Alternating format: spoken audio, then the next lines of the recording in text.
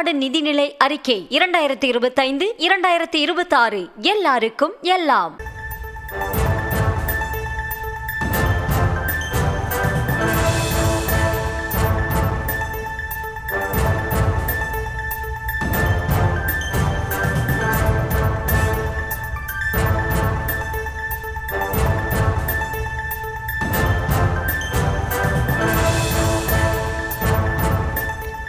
மற்றும் ஒரு அண்மை செய்தி. புதுக்கோட்டை அடப்பன் வயலில் உள்ள பள்ளிவாசலின் தொழுகையின் போது ஒருவர் உயிரிழந்த அந்த சிசிடிவி காட்சிகள் தற்போது வெளியாகி இருக்கிறது.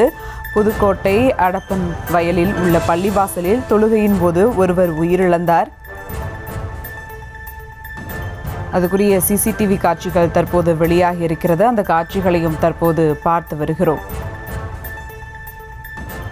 வெள்ளிக்கிழமை தொழுகையின் போது சையது இப்ராஹிம் ஷா என்பவர் அமர்ந்த நிலையில் மயங்கி விழுந்தார். இதனையடுத்து அவர் உயிரிழந்தார். அந்த சிசிடிவி காட்சிகள் தற்போது வெளியாகி இருக்கிறது. அது குறித்த அண்மை செய்தியை தற்போது பார்த்து வருகிறோம்.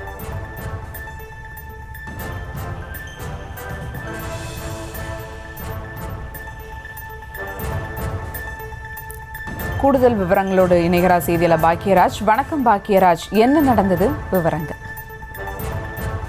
புதுக்கோட்டை அடப்பன் வயலில் உள்ள பள்ளி வாசலில் நேற்று மதியம் வெள்ளிக்கிழமை தொழுகைக்கு புதுத்தெரு பகுதியைச் சேர்ந்த சையது இப்ராஹிம் ஷா சென்றுள்ளார். அங்கு அனைவரும் மத்தியிலும் அமர்ந்த நிலையில் தொழுகையில் ஈடுபட்டுள்ளார்.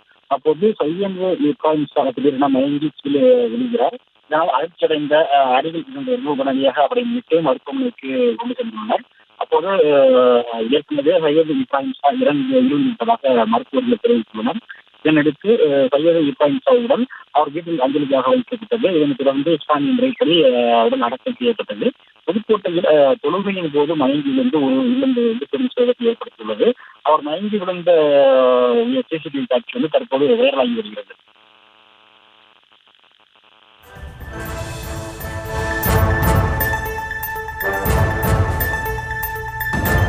விவரங்களுக்கு நன்றி பாக்கியராஜ். தமிழ்நாடு நிதிநிலை அறிக்கை 2025-2026 எல்லாருக்கும் எல்லாம்.